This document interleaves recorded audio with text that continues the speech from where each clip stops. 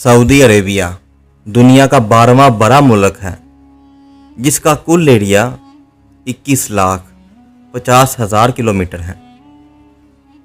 आज हम ना सिर्फ सऊदी अरब के गांव की ज़िंदगी के बारे में जानेंगे, बल्कि जो वाक़यात आप कुरान और हदीस में पढ़ते थे, वो जगह आज आप अपनी आँखों से इस वीडियो में देखेंगे।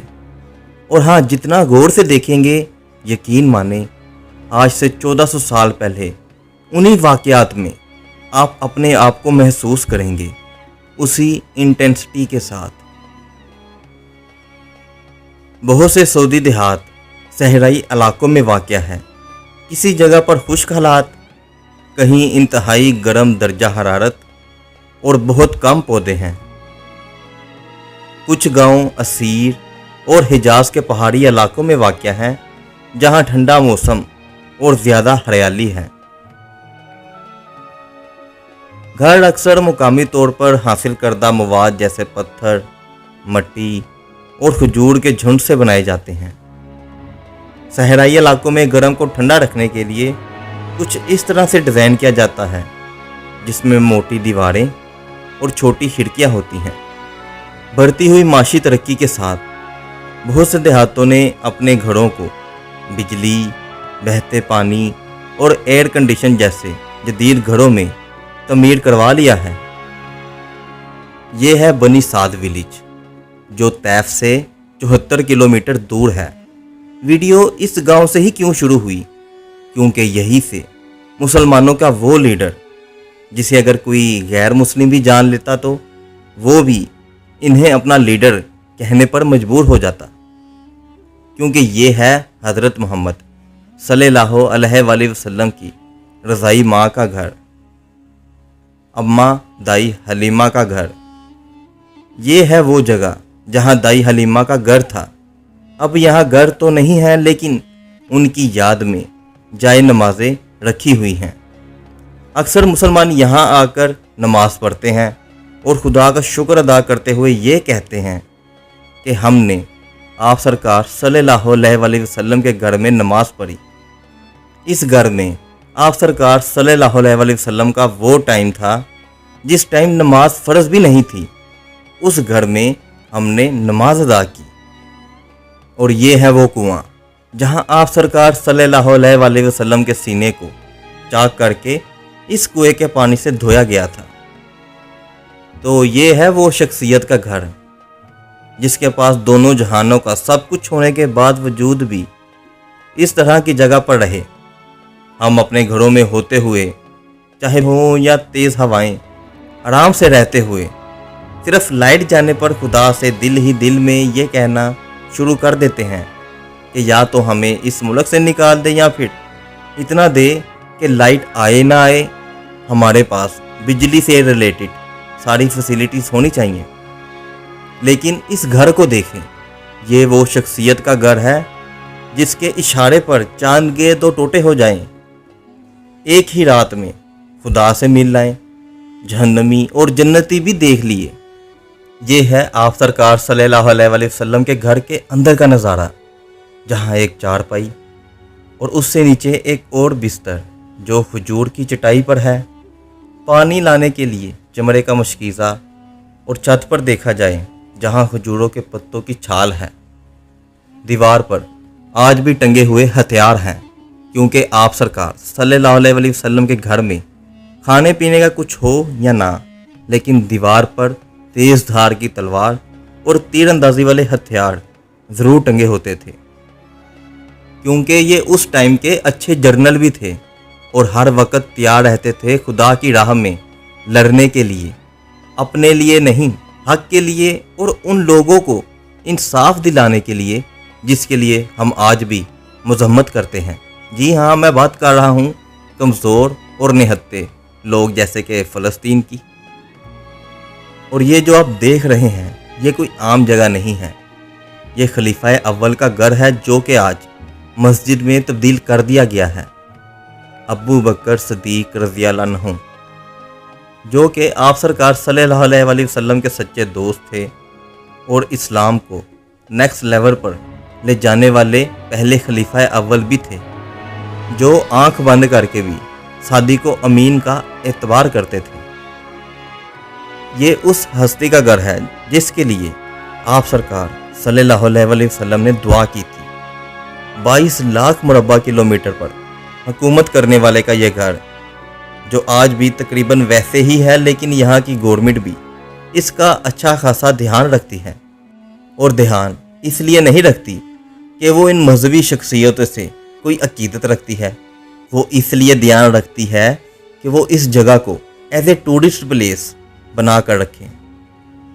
ये वो इंसान है जिसके जाने के बाद हज़रत उस्मान गनी रज़ियल्लाहु अन्हु ने फरमाया कि आज उमर अपने दोनों साथियों के पास चले गए, मतलब हज़रत मोहम्मद सल्लल्लाहु अलैहि वसल्लम और अबू बकर सिद्दीक़ रज़ियल्लाहु अन्हु के पास, और हमें किस मुसीबत में छोड़ गए, क्योंकि आप ऐसा सख्त निज़ाम हुकूमत दे कर गए जिस पर अमल करना इंतहाई मुश्किल काम था। और इनके कानून भी कुछ ऐसे थे जो आज तकरीबन सारी दुनिया में कहीं ना कहीं फॉलो ज़रूर होता है। शहरों के लिए प्रॉपर पुलिस का निज़ाम, प्रॉपर फौजी छावनीस का निज़ाम, गलत फैसला देने वाले जजों को सज़ा देने का निज़ाम, और मुस्तहकीम लोगों के लिए वज़ाइफ। यह है हज़रत अली रज़ियल्लाहु अन्हु का घर, और ये है शमौन का बाग जहाँ एक यहूदी रहा करता था। जब उस यहूदी ने देखा कि हज़रत अली रज़ियल्लाहु अन्हु खारा पानी पीते हैं और सूखी रोटियां खाते हैं और हज़रत अली रज़ियल्लाहु अन्हु के नाम से लंगर चलता है, तो वो इन चीज़ों को देखकर हज़रत अली रज़ियल्लाहु अन्हु के हाथ पर कलमा पढ़कर मुसलमान हो गया। और ये है वो कुआं जहाँ से हज़रत अली रज़ियल्लाहु अन्हु पानी पीते थे। और इसके बारे में आप सरकार सल्लल्लाहु अलैहि वसल्लम कहा करते थे कि ये जन्नत का कुआं है। और आज भी दूसरे मुल्कों से आए हुए मुसलमान यहाँ से पानी लेकर पीते हैं। और ये है वो किला जिसे किला खैबर कहा जाता है, जहाँ यहूदियों और मुसलमानों का आखिरी मुआरका हुआ था। ज़रा आप इस किले को देखें और उस दौर के हथियारों का सोचें, जो सिर्फ तलवार और तीर अंदाजी वाला दौर था। ऊपर से तो आसानी से किसी बड़े या छोटे पत्थर को फेंकते तो वो एक जानलेवा हालात को साथ लेकर आता, लेकिन उस टाइम पर एक इंसान था जिसे आज लोग कहते हैं शेर खुदा। तो वो किला आसमानों जैसी बुलंदियों पर क्यों ना होता, जीत मुसलमानों की ही होनी थी। और आज भी यहूदी हमें इसी बात से चिढ़ाते हैं कि Khyber was your last chance, क्योंकि उन्हें भी पता है कि आज के मुस्लिम हुक्मरान नहीं, हमारे मकरूज और गुलाम हैं। और उस किले को फतह करने के बाद जितना मालो गनीमत हाथ आया, उससे हिजरत के बाद मुसलमानों का 7 साल का सारा कर्जा उतार दिया। और मुसलमानों ने 7 साल के बाद पेट भरकर खाना खाया। और अब चलते हैं हज़रत उस्मान गनी रज़ियल्लाहु अन्हु के घर में, लेकिन उससे पहले आपको हज़रत उस्मान गनी का एक दिलचस्प वाक़या सुनाता हूँ। क्या आपको पता है कि सऊदी अरेबिया के एक बैंक में आज भी हज़रत उस्मान गनी का करंट बैंक अकाउंट ओपन है? और आप ये भी जानकर हैरान रह जाएंगे कि सऊदी म्यूनसिपैलिटी में आज भी उस्मान गनी की प्रॉपर्टी रजिस्टर है, जहां हज़रत उस्मान गनी के नाम पर पानी और बिजली का बिल आता है। क्योंकि जब नबूवत के 13 साल बाद मुसलमान जब मदीना में आए, तो रेतली इलाका होने की वजह से वहाँ पानी ना होने के बराबर था और सिर्फ एक कुआं था जिसका मालिक यहूदी था, लेकिन वो मुसलमानों को पानी महंगे दामों में फ़रोख्त करता था। इस कुएं का नाम है बहरा रूमा। और वहाँ के लोगों ने अपने पानी की मुश्किल को आप सरकार सल्लल्लाहु अलैहि वसल्लम को बताया। तब आप सरकार सल्लल्लाहु अलैहि वसल्लम ने बड़े मजमे में इरशाद फरमाया कि कौन है वो जो इस कुएं को ख़रीदे और अल्लाह की खातिर इसे मुसलमानों में वक्फ कर दे, और इसके बदले में अल्लाह इसे जन्नत में चश्मा अता करेगा। तब हज़रत उस्मान गनी रज़ियल्लाहु अन्हु उठे, उस यहूदी के पास पहुँचे और कुएं को ख़रीदने की बात की।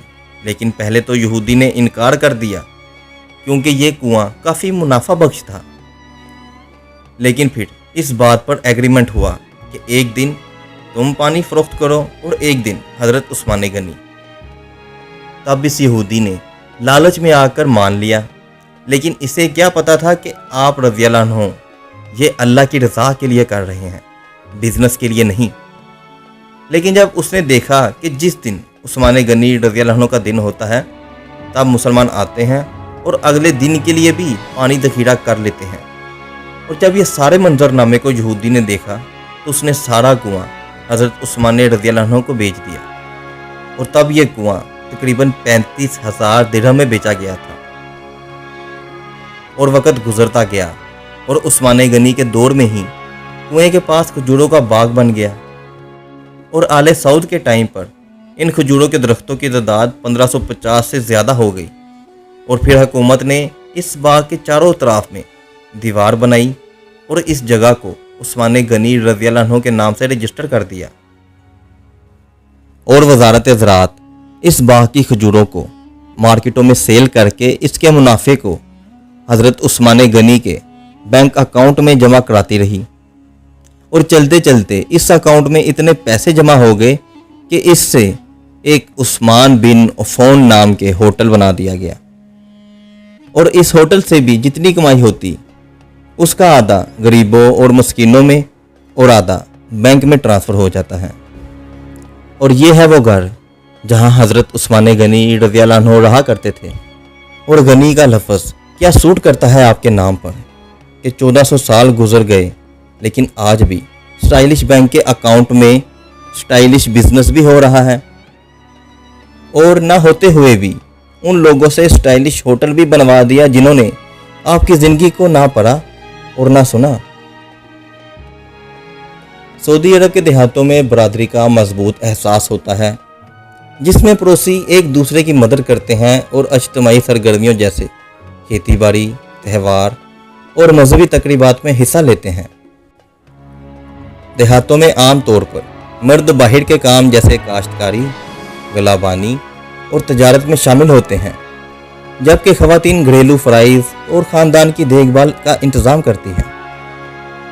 مناسب حالات والے علاقوں میں زراعت ایک بنیادی ذریعہ معاش بنی ہوئی ہے، جہاں کھجور، گندم، جو اور سبزیاں جیسے فصلیں عام طور پر اگائی جاتی ہیں، اور اس کے ساتھ بھیڑوں، بکریوں اور اونٹوں کو چرانا خاص طور پر صحرائی اور نیم صحرائی علاقوں میں عام ہیں، اور مویشیوں سے گوشت، دودھ اور اون فراہم کی جاتی ہے۔ دیہاتوں میں عام طور پر مقامی بازار ہوتا ہے جسے سوک بازار کہا جاتا ہے، جہاں دیہاتی سامان کی تجارت کرتے جیسے زرعی پیداوار، مویشی اور دستکاری وغیرہ۔ اسلام روزمرہ کی زندگی میں مرکزی حیثیت رکھتا ہے۔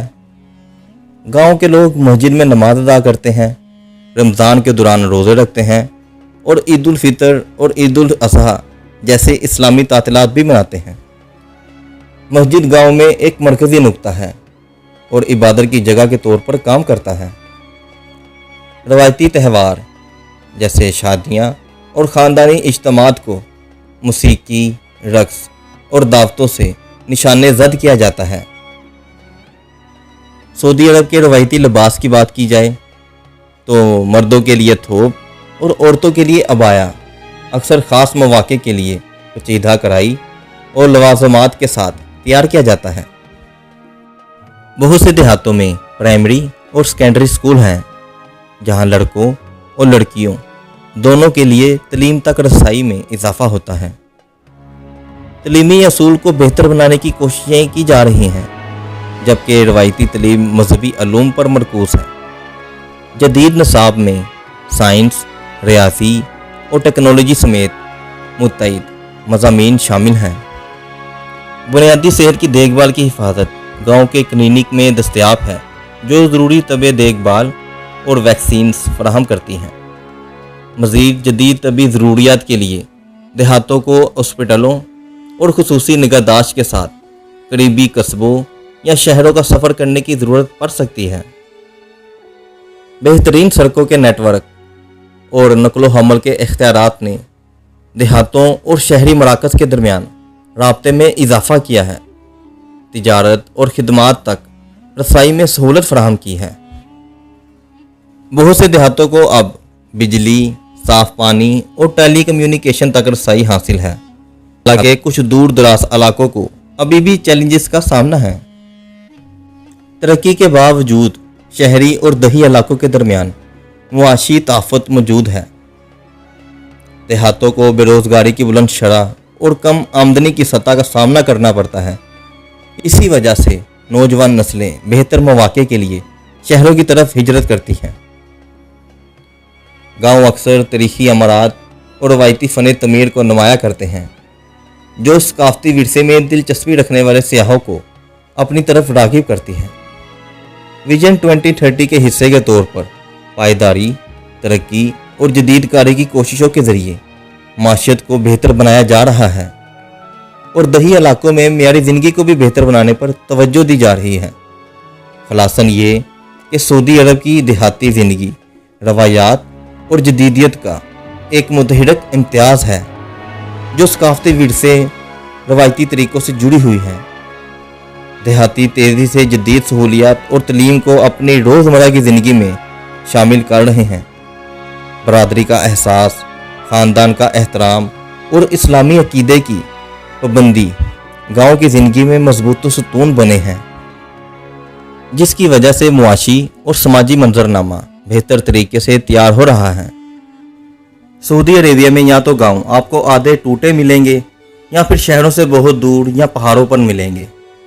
उसके पीछे की वजह है पेट्रोल, क्योंकि जब से पेट्रोल की दरियाफ्त हुई है सऊदी अरेबिया में, वहाँ पर मुआशी तरक्की हुई है और गाँव के नौजवान नए मौक़ों की तलाश में शहरों में आकर आबाद होना शुरू हो चुके थे।